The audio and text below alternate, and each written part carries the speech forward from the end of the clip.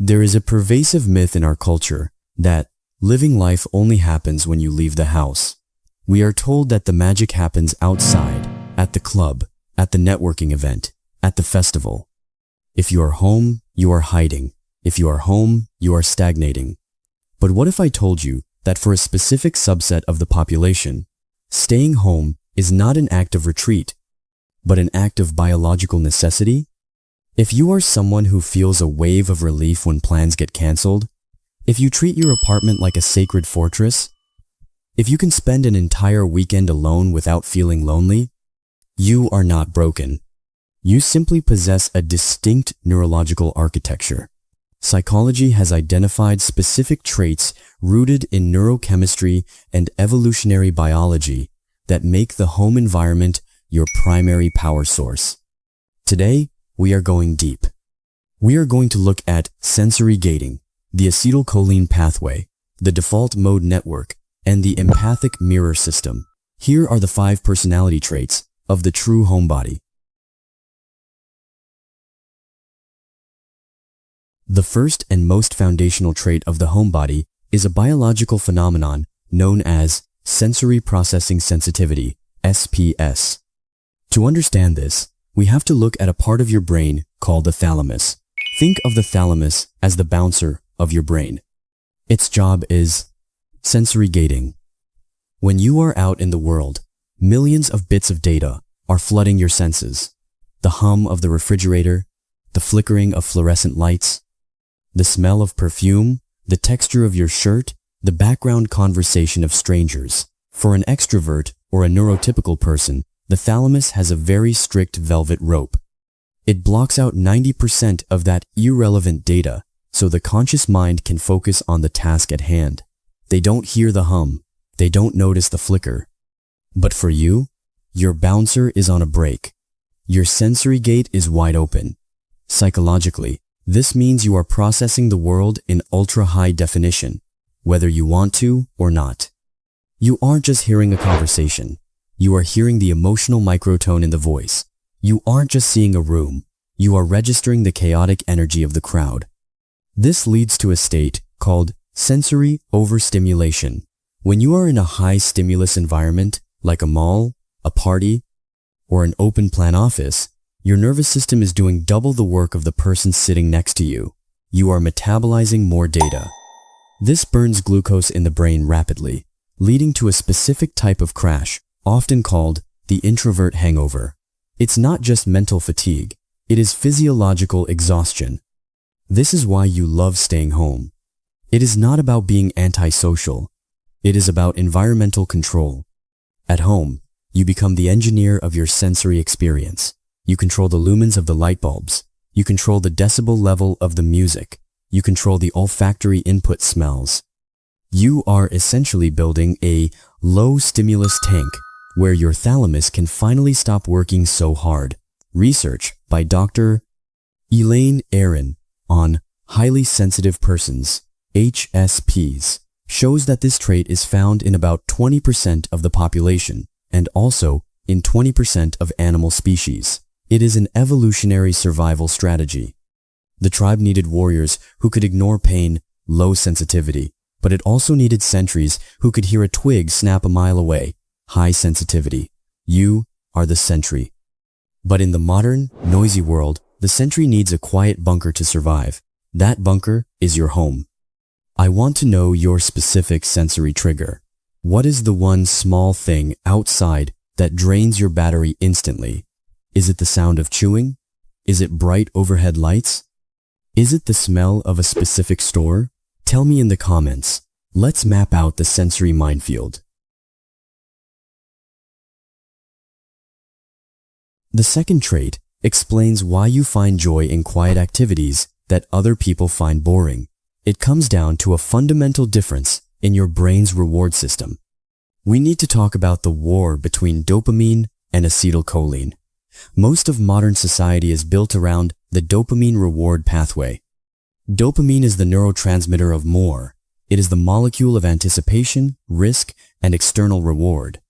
It is triggered by loud music, meeting new people, gambling, scrolling social media, and high-intensity environments. Extroverts have a nervous system that is less sensitive to dopamine, meaning they need a lot of it to feel good. They have to go out and hunt for stimulation to feel alive. However, if you love staying home, your brain likely relies on a completely different neurotransmitter pathway, acetylcholine. Acetylcholine is the neurotransmitter of focus and internal calm. It is released not when we are seeking external rewards, but when we are turning inward. It floods the brain when you are reading a book, focusing deeply on a hobby, having an intimate conversation, or engaging in deep work. While dopamine gives you a buzz, acetylcholine gives you a feeling of deep satisfaction and contentment. It triggers the parasympathetic nervous system, the rest and digest mode.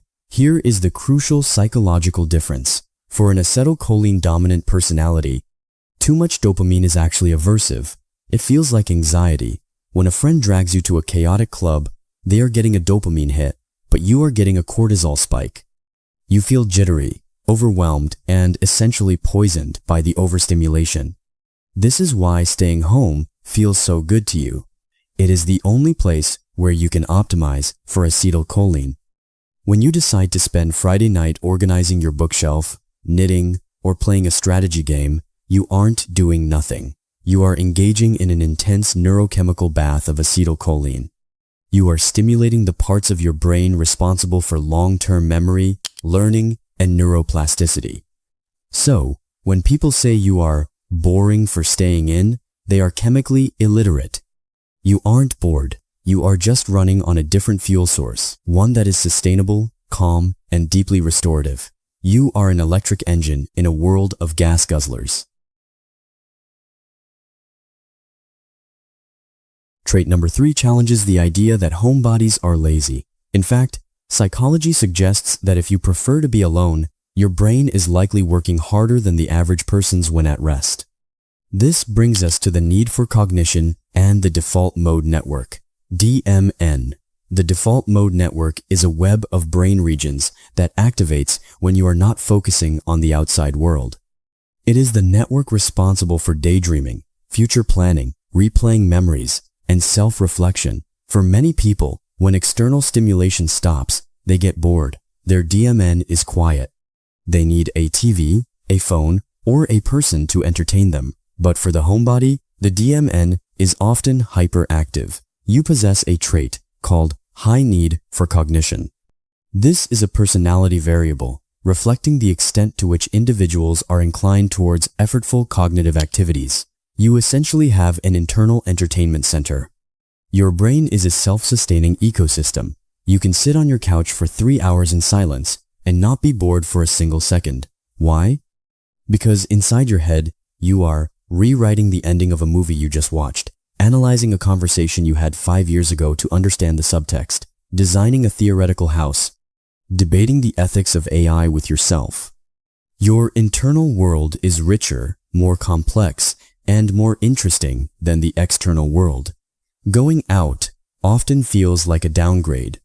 Why would you want to go to a bar and talk about the weather when you could stay home and explore the universe inside your own mind? Psychologically, this makes solitude a necessity, not a luxury.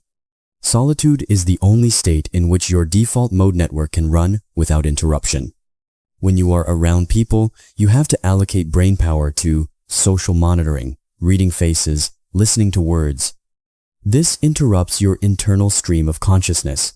Staying home is an act of intellectual prioritization. You are choosing to engage with your own thoughts rather than the noise of the world. As the philosopher Blaise Pascal famously said, all of humanity's problems stem from man's inability to sit quietly in a room alone. You have solved that problem. You have mastered the art of being your own best company. Be honest. Do you have a paracosm? A paracosm is a detailed imaginary world inside your head that you retreat to. Or maybe you interview yourself like you're on a talk show. Drop a yes if your inner narrator never shuts up. The fourth trait is rooted in evolutionary psychology. We have to go back 50,000 years to understand why you feel a physical drop in blood pressure the moment you lock your front door. This is the cave instinct, scientifically known as territoriality, and place attachment. In our ancestral environment, survival depended on two roles: the explorers, who went out to hunt and map territory, and the nesters, who secured the shelter, organized resources, and maintained the fire. Both were critical. If everyone was an explorer, the tribe would freeze. If everyone was a nester, the tribe would starve. You have the biology of the nester. Psychologically, your home is not just a storage unit for your body. It is an extension of your self-concept. Research in environmental psychology describes a phenomenon called the restorative niche. This is a specific environment where you can recover your physiological and psychological resources. For you, the outside world is a performance. When you are at work or at a social gathering, you are engaging in impression management. You are monitoring your posture, your tone, your facial expressions. You are acting like a functional human being. This creates a cognitive load known as social masking. Your home is the only place where the mask comes off. It is the backstage area of your life. When you enter your home and see your things, your specific mug, your blanket arranged just the way you like it, your books, your brain releases oxytocin, the bonding hormone, and lowers cortisol, the stress hormone. You are experiencing place attachment. This is a deep emotional bond between a person and a place. For you, home is a secure base that regulates your nervous system. When you are home, you are safe from judgment, safe from unexpected variables, and safe from the chaotic randomness of the universe. People who criticize you for staying home often lack this instinct. They view a house as a pit stop, a place to sleep and shower before the real life happens outside. But for you, the house is the real life. It is the fortress that protects your peace. The final trait is perhaps the most draining, and it explains why social interaction can feel like physical labor for you. You likely possess extremely high levels of affective empathy, leading to a phenomenon called emotional contagion. We all have mirror neurons in our brains. These neurons fire when we perform an action, and when we see someone else perform that action. They are the biological basis of empathy. If I see you smile, my mirror neurons fire to simulate a smile, helping me understand your happiness. But for the homebody, this system is often hyperactive. You are an emotional sponge. When you walk into a room, you don't just see people, you absorb them. If your boss is secretly stressed, you feel a knot in your stomach. If a couple at the next table is having a silent argument, you feel their tension in your chest. If a friend is anxious, you leave the interaction feeling physically shaky. You are constantly processing the emotional exhaust of everyone around you. This is emotional contagion. You literally catch emotions like a virus. This makes socializing incredibly expensive for you. You aren't just managing your own emotions. You are managing the energy of the room. You leave social events feeling hollowed out or heavy, carrying weight that isn't even yours. Staying home is a form of emotional quarantine. It is the only way to ensure that the feelings you are feeling are actually yours. When you are alone in your sanctuary, you are safe from the emotional turbulence of others. You can return to your baseline.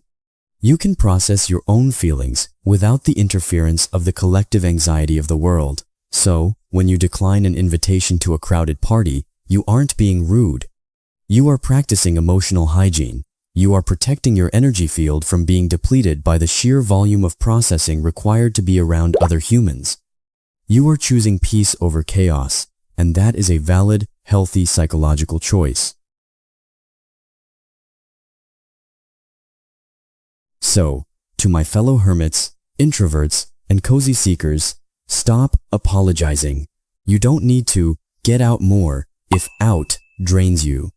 You don't need to be the life of the party if you prefer to be the soul of the home. Your ability to be alone is a strength. In a world that is constantly screaming for attention, constantly notifying, and constantly demanding, having a sanctuary is the ultimate rebellion. You have the sensory sensitivity to appreciate beauty. You have the acetylcholine pathways to find joy in calm. You have the empathy to feel deeply. So, tonight, when you cancel those plans, Don't feel guilty. Wrap yourself in that blanket, make that tea, and enjoy your sanctuary. Welcome home.